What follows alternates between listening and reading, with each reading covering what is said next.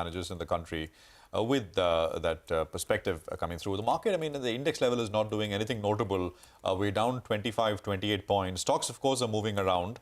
And IT is, there's more losers which have joined the list. There is TCS, which is down a full 1%, and L&T Info, which is also down 1.5%, more down than up. HCL is still holding with a 3% gain right there. But a lot of it, of course, what we're talking about is global in nature. So who better than Dan Fineman, co-head of equity strategy, Asia Pacific at Credit Suisse, to answer some of these questions in terms of what he's making of what we're seeing. Dan, great to have you back on CNBC TV18. Thank you very much for your time. Your view has been that some of this global pain will continue in terms of recession, which perhaps is inevitable in the West, but emerging markets will be more resilient because export dependence compared to previous periods of stress is much lower, and that holds true for India as well. Just to clarify and crystallize that view in terms of levels, for the US, in your opinion, Dan, what's the downside? And relatively speaking, I don't know if you have a view on the Indian index, benchmark index, the Nifty. What could be the downside here? Go on. I think much more downside risk in the U.S. than India.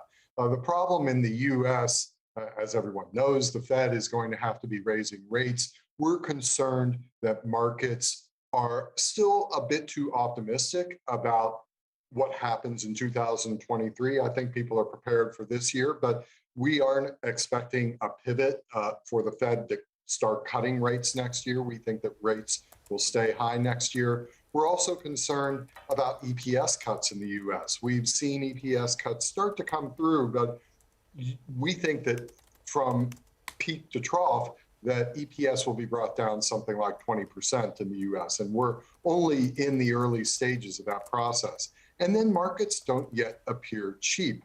The PE still looks expensive to us in the US. So there are a number of headwinds facing American stocks, and that's much more than what we've got in India. In India, we have some problems. We have a balance of payments challenge. The currency is probably overvalued, but the economy is doing much better than what we will be getting from the US. There is EPS risk, but I'd say less than in the US. All right. Hi, Dan. Morning. The Indian economy on ground, at least, it's showing some bit of traction, which is pretty good news. And maybe we're relatively placed in this, gloomy global scenario. But earlier, you were drifting more towards, say, markets like China, as well as Thailand, I think so, because India was valuation-wise more expensive. What's your latest stance? We really haven't changed our views there. India, I think, in a global context, looks pretty good. But in an Asian context, I think there are better opportunities elsewhere. As you noted, you've got some smaller markets in Southeast Asia, like Thailand, that have really quite a good short-term outlook. In Thailand, it's about the return of tourism. In China, you've got monetary policy easing, which is pretty unique for a major market on a global basis. India, the macro looks good. The problem, as you mentioned, is the valuations, and the valuations just keep getting more and more expensive in relative terms. The PE of India relative to global equities, relative to Asian equities, all-time high. We're in uncharted territory, and that makes our foreign clients feel uncomfortable. All right. So, Dan, just to get that right, your preference would be Thailand, China, and then India? Well, ASEAN in general, the Southeast Asian markets in general, whether it's Thailand, Malaysia, Indonesia, we would prefer all of these to either India due to the valuations or China because the structural story in China is not great and because of zero COVID. What's the extent of downside that you anticipate in the US for the US markets? Well, as I mentioned, we think that you can get maybe another 15% of EPS cuts in the US. The PE for the US looks 5 to 10% overvalued. So there's still plenty of potential downside if we were to get a fair PE following a full course of EPS cuts. Dan, you began by saying you don't expect a pivot in terms of rate cuts, but a pivot could it could be a mini pivot when they stop raising rates, right? Not a complete pivot.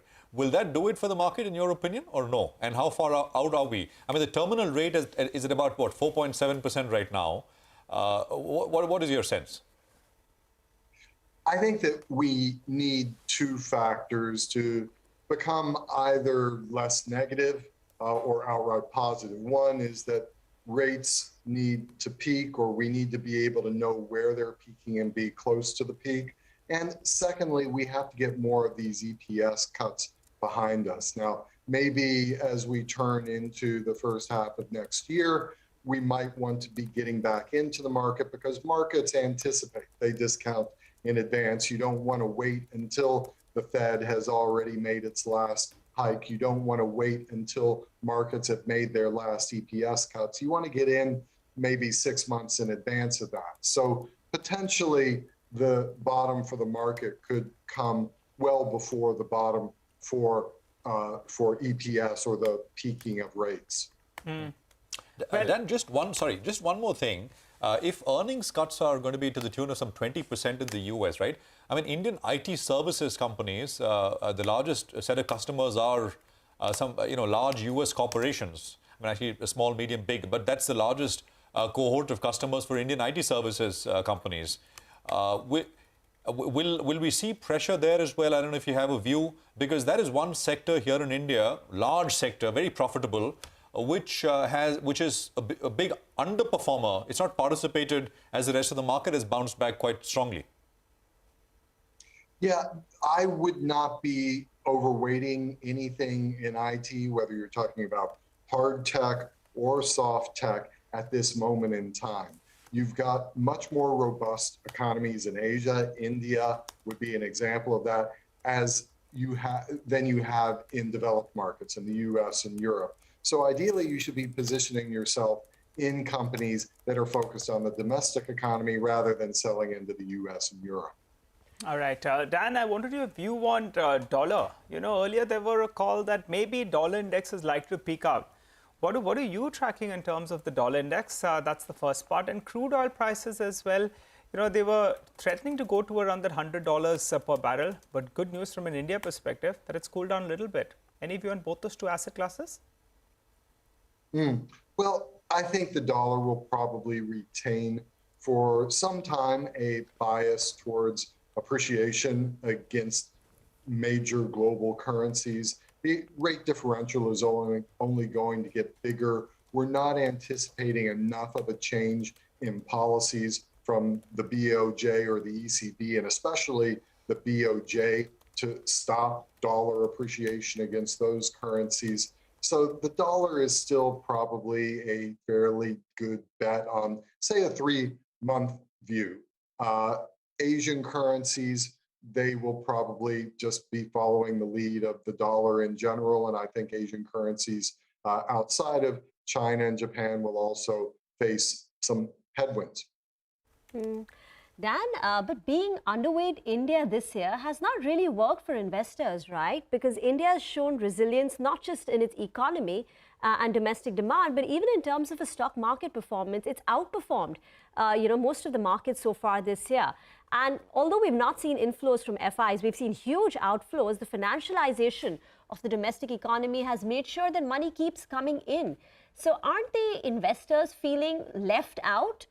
Because this is where, we've seen the money. Well, first point is we can exaggerate by looking at the foreign flows data, how bearish foreigners are on India. Foreigners have been selling most places globally. Foreigners are just moving money out of equities and moving it into fixed income. India is not the only place in emerging markets or developed markets where you've seen outflows. What makes India special, and I think what has enabled it to outperform, is the scarcity of growth stories in the world right now. You don't have a growth story in really any developed market right now. China is sort of a bumping along the bottom story. You do have very good growth stories in the ASEAN markets in Southeast Asia, but they're quite small. India is the biggest market globally that actually has a positive delta on growth, that has something of a recovery story. Dan, very briefly, do you expect a pivot in China post this Sunday?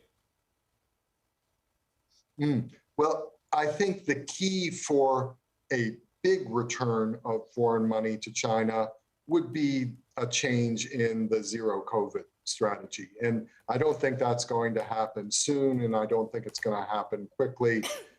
So I'm not expecting in the short run a major change in funds flows into China. We've seen a number of people who have been putting money into China, sort of China by default, because the other big global markets look worse. But I don't see strong positive catalysts from an absolute performance perspective in China on the near-term horizon. Dan, it's a pleasure. Thank you very much for joining us here on CNBC TV 18.